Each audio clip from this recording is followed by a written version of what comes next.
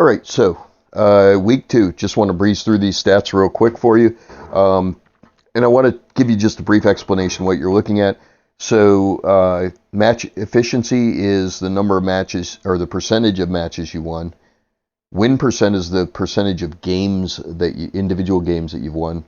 Shot percent is based on the scorer believing that you are shooting to make a shot and then making that shot, and it's the percentage of those that you make. And I specify the scorer believing that you're making a shot because for both shots and safeties, um, this is just like any other league. It's the players scoring themselves. There's no official scorer.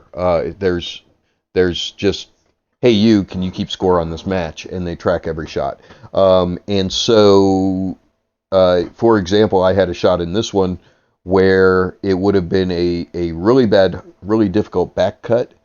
And so I chose to play a safe, but the scorer marked it as a shot because they thought I was trying to make the ball, when in fact I was trying to make the safety, which I actually made, and ended up with the safety with the ball frozen behind another ball. And so the scorer even said that was fortunate, and I was like, no, that was planned. So shot making and safety percentages, as a general rule, they're going to be kind of accurate, but they are subject to the scorer's interpretation of what you're trying to do if you don't explain it. And I rarely will bother to explain what I'm trying to do. Okay, break percent. I do not know how they're scoring this. So I made a ball on all three breaks. One of them I broke and ran, and two of them I played safety out of it. Or, well, one of them I pushed and one of them I played safe. So I don't know how they're gauging a positive return because I would consider all three of those breaks successful. I made a ball, I could see the one, it's a successful break. What happens on the shot after should be immaterial to whether the break was a positive return or not. Foul percent, that's number of games with a foul. So you can play 4 games and in one game you foul 16 times and it's still only a 25% foul percent because it's fouls per game. MPG is misses per game, so you can see that I am at less than a 1 miss per game, which is good. 9 games played. Safety IQ, this is their rating of your safety play based on positive returns versus effective safeties, and it's mine's low, and it is low because I'm playing against advanced players, an 8 and a 9. So I played a lockdown safety. Like I said, I had the guy frozen behind the ball. He kicked 3 rails to get a hit. And I ended up running out the game from there, which I would consider a positive return on safety, but because he hit it, it affects my strategy quotient, as they call it. I played 2 matches. I've had 1 break and run. That's holding true on the if I have a shot on the one statement. So I'm about 50% to get out if I have a shot on the one. And you're going to see that because I'm going to play the ghost here in just a minute. To add some other value to this video. Effective safeties, 47%. That's you played safe and the other player either missed or fouled. Positive safety returns. I believe that you have to actually make the ball for this to be a positive return. Because a miss is not considered hitting the ball but not making it is not considered a positive return. It may also include returning a safety. So anyhow, so those are what those stats mean, and they track them week by week, so I can see shot percent. Last week I was 78%. This week I was 90%. I made 27 out of 30 shots. And again, one of those was actually a safety that got misscored.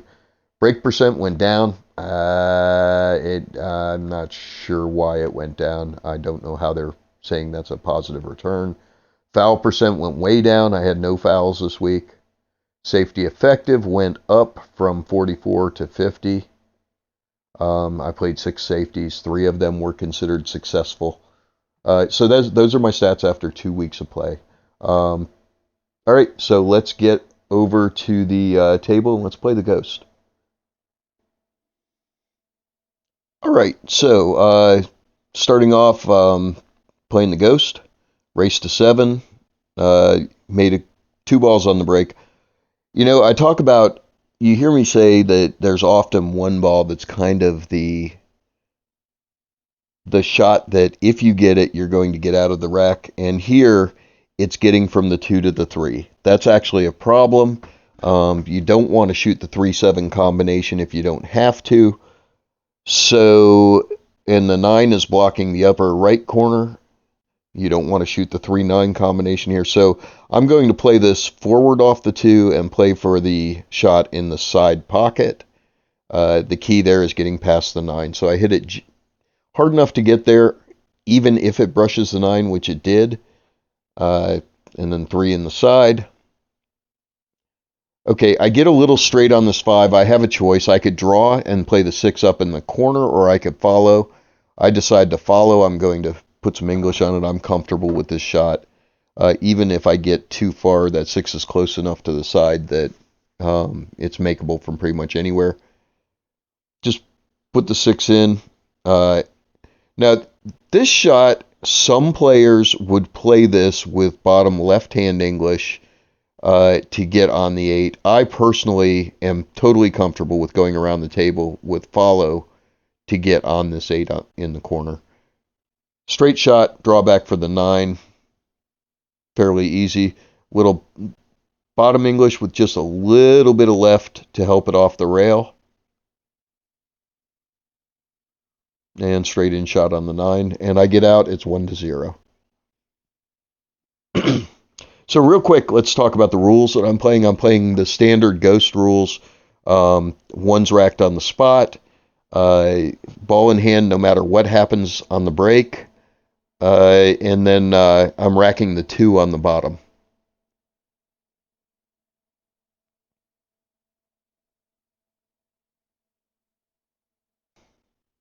All right, on to the second rack. Got off to a really good start with that first break, making 2 balls on the break and having only one thing to deal with. So here, again, wide open rack with the exception of the 5. So the 5 is the key to this rack. If I can get from the 4, which is on the left up by the top left pocket, across the table, in between the 6 and the 5, that's going to be the way to play this. And then I have to get a good outcome from bumping the 5 because I am going to run into it.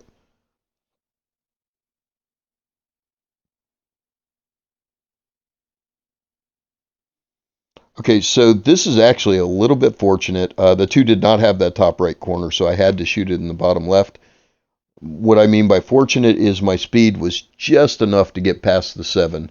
If I'd been any slower, I would have been hooked. Probably a very risky shot there on the 1, but it worked out.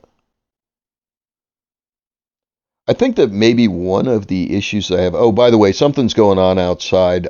Something fell or something. There's a whole bunch of thumping going on, uh, and so I go to check that out. I'm going to cut that out. Let's set the cue down here after the rack and go see what's going on. Yeah, it's distracting. Turned out to be the dog playing with something upstairs and throwing it around, and it was thumping on the floor. Okay, so 4, I need to come across. I need to make contact and get between the 5 and the 6. And I do, and I get a tough shot on the 5. I make that, but my speed's a little off. So one of the challenges that I'm having, and it's probably the biggest contributor, I'm going to try to jump this, and it's going to bounce off the top of the 7 and into the side. Okay, so one of the biggest challenges that I'm having is that I think that I rely too much on perfect positioning, like getting past that 7 ball, which was really risky, running into the 6-5, which I don't think I had a choice on. In a game, I'd have played that the same way. I'd have played a safe off the 5, though, and just drawn the cue behind the 6. All right, third rack. It's 1-1 right now, and good break. I make 2 balls. I should be out on this. So 1 to the 2 is fairly straightforward. 2, I just need to draw back a little to shoot the 3 in the side, shoot the 5 in, roll forward on the 3 so that I can shoot the 5 and come off the bottom rail and the left rail for leave on the 6. And then getting from the 6 to the 7 is a draw shot. 7, I just need to hit it so that the cue ball comes off the rail and I'll be straight in on the 9. There is no reason I shouldn't run this rack. This rack should be a gimme. I'm not straight on the 2, so I am going to come off the rail for the 3, and I overhit it.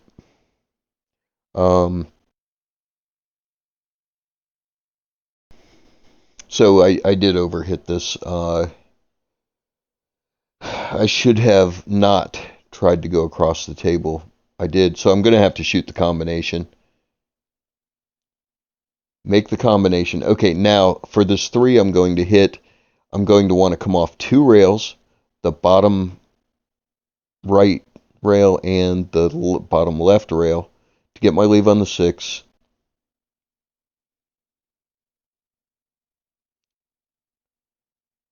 Just a little draw to get over for the 7. Now on the 7, I'm going to shoot it in the corner and come across the table to leave the 9. I got a little, I didn't get as much draw as I wanted. And I lay it up against the 9. Now this is frozen and it is not straight in. I'm going to use both cut induced throw and spin induced throw to make that 9 ball spin off the cue and go into the side pocket. That's actually a really advanced shot, but it's a really easy one to pull off.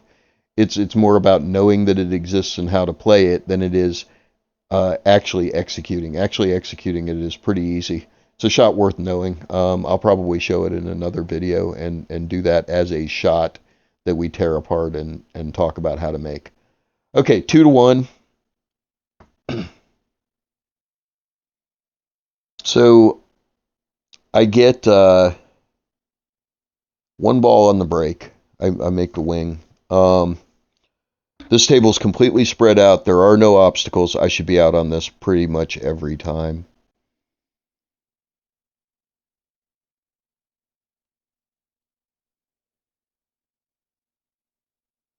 One side, roll forward for the 2, shoot the 2, stop it or draw it back an inch.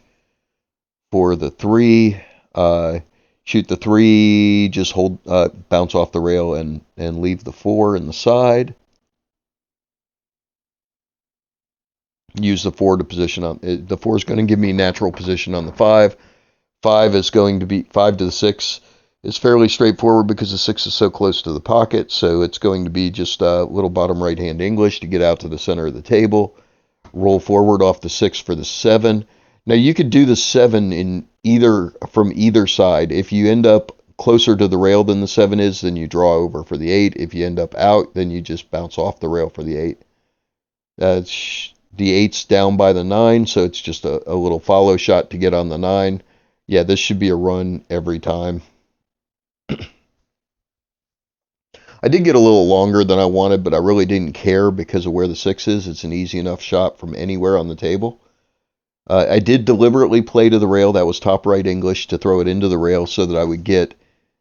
some players don't like these back cuts like this. I love this cut to get on that 8. It lets me just basically stun the ball out for it rather than having to come off the rail. All right, just a little roll forward, easy shot on the 9. I could have gotten straighter, but every time you put English on the ball, you're adding complexity. So just rolling forward and taking a little bit harder shot, which is not a horrible shot, is usually a better choice than trying to put a bunch of English on it to get perfectly straight in. So again, that run was all about risk management. It was making sure that I didn't take any unnecessary risk. That the balls were laid out nice. It was just risk management. Okay, made the 3 scratch. Scratch doesn't matter because of the rules we're playing.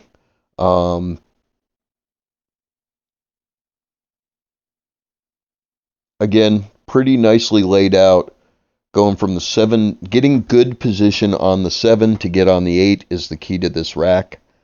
Getting from the 1 to the 2. Now I'm going to choose to draw this. I could also place the cue ball closer to this, more to the left, and go straight forward. That draw shot, pretty standard. I mean, if you're dead straight, if you're ball in hand, you can choose to go straight in and take no risks at all with going forward. 2, I'm going to come across the table for the 4. Again, I like being on this side of this shot. I like this. I know a lot of players don't. I do because it allows me to stun across the table. I just missed. And I'm angry at that miss. Yeah, we're going to talk in a minute here about emotions and how they play into the game. I was angry at that miss. You may have seen it. It happened really fast, but I yelled and cussed at myself for missing that shot. Okay, so at this point we're 3-2, and getting from the 1 to the 2 and then back on the 3 is the hard part of this. If I can get on the 3 in a way that lets me leave the 4, I run this rack. So first, getting on the 2, I'm going to stun this up the table with a little bit of draw to get it to come straight up, and I'm going to get past the 9. That's the whole key to that, is getting past the 9. Now I'm going to come off the side rail and avoid all the traffic to get on this 3, and I underhit it a little bit. This 3 is not a gimme. I need to use inside English to throw the 3 into the pocket. I don't know what happened there. I think I skidded or something. But regardless, that happens in games too, so 3-2.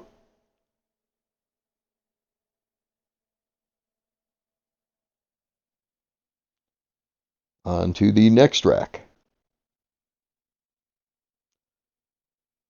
Okay, 2 balls in, 3 balls in. Made 3 on the break there. Really good break. Again, I'm going to use the straight in on the 2 withdraw to get on this 3. Or no, I'm not. I'm going to follow to get to this 3.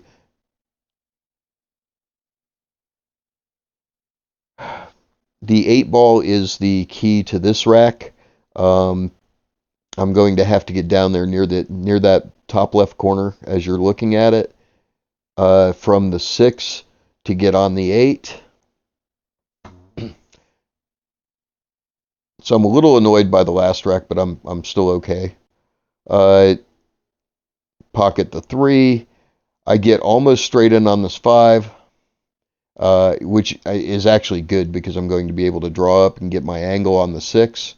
I'll be shooting the 6 in the same pocket as the 5, and using top English to get on the 8. There's the draw. I get the nice angle. I draw it back enough to make it to get the angle, but not so much that it's a difficult shot. I'm just going to use top English here and roll for the 8, and I underhit it. Thin cut on the 8. I'm not going to be able to hold the cue ball, so I'm going to have to go 4 rails around the table on the 9. I don't want to overhit this. I leave myself a shot on the 9. It's a fairly decent cut. I should make this, and I dog it, and you see me bang the cue against the table, and I'm literally thinking about shattering my cue. I am so angry at missing that shot. You may have seen me take up a double-handed grip on it, getting ready to slam it down on the table. I am now very, very frustrated. So that frustration plays into this. You can't get angry at shots. You have to be able to brush them off. And I'm going to have to work on that, because I know that these shots that I'm missing are ones that I made consistently a million times, but that was 15 years ago. I have to take into account that I am relearning shot making. So here, getting from the 2 to the 5 is the key. The 5-9 is not lined up for the corner. I can't play cannot play the combination. So I'm going to have to get from the 2 to the 5, and I'm on the wrong side of the 2 ball to do it. I didn't get far enough. I needed to hit that a little harder, and I just missed this shot. Again, frustration playing in. I didn't take the time I should have for a shot like that.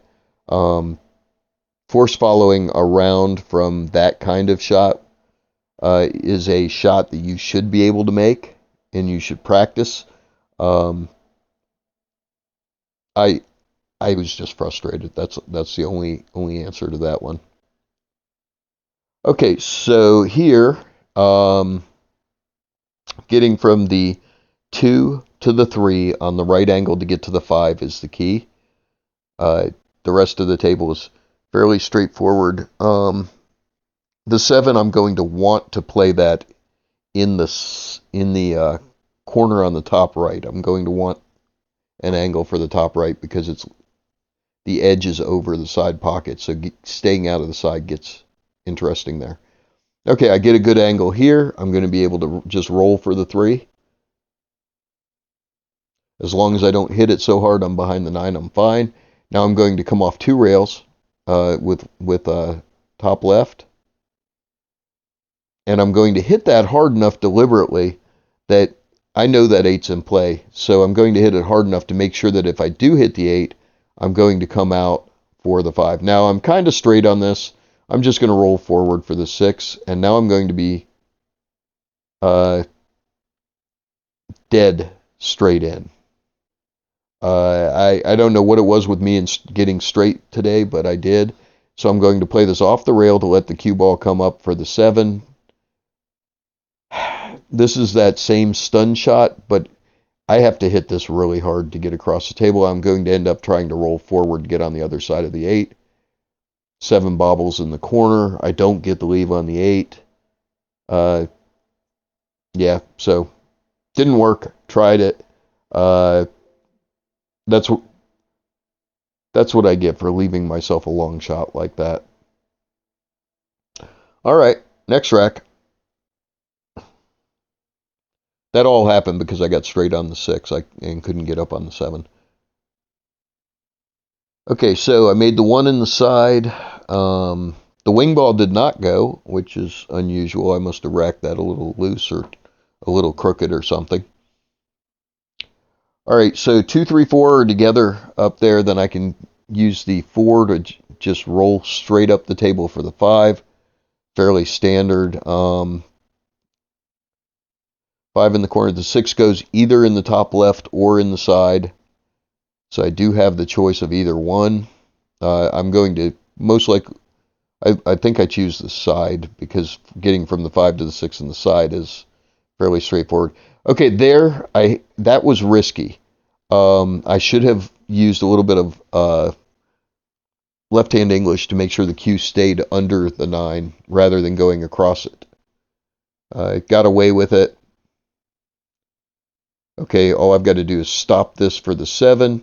Getting from the 7 to the 8's not a problem as long as I have a little bit of angle on either side. I could be on the left or the right as long as I'm not purely straight in, I'll be good. I get a little bit of angle, come off the side rail for the 8. And again, straight in. So I'm going to have to draw this back.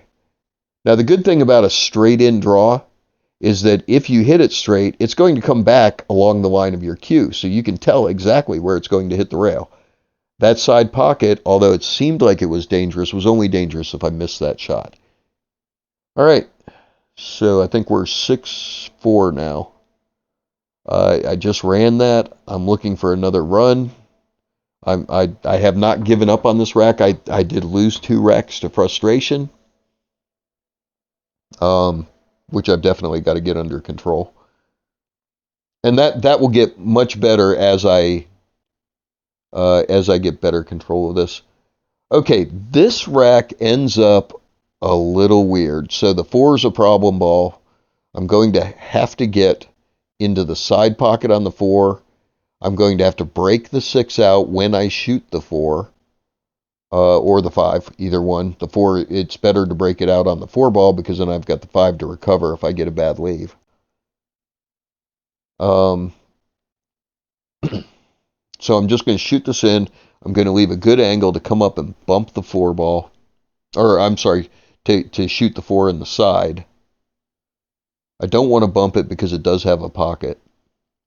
The 6 ball is the only one I want to bump in this rack. I've got to break out that 6. Playing against another player, I'd play for a safety on that 6 where I leave the cue ball at an angle like I was trying to go cross corner with it, and then I'd shoot it across the table and roll the cue ball up against the 8. But this is the ghost. There's no points for playing safety on the ghost. I hit the 5, which gives me this bad angle. It's a big back cut, and I still have to figure out a way to get to this 6. So I'm going to cut this back, and I'm going to try to get to the cross corner bank on the 6 is what I'm going to try to do. Yeah, I miss it. Game over, 7-4. And then just to show it, here's that cross corner bank on the 6 with a leave on the 7. All right, that's it. Have a great day, and we'll see you next time.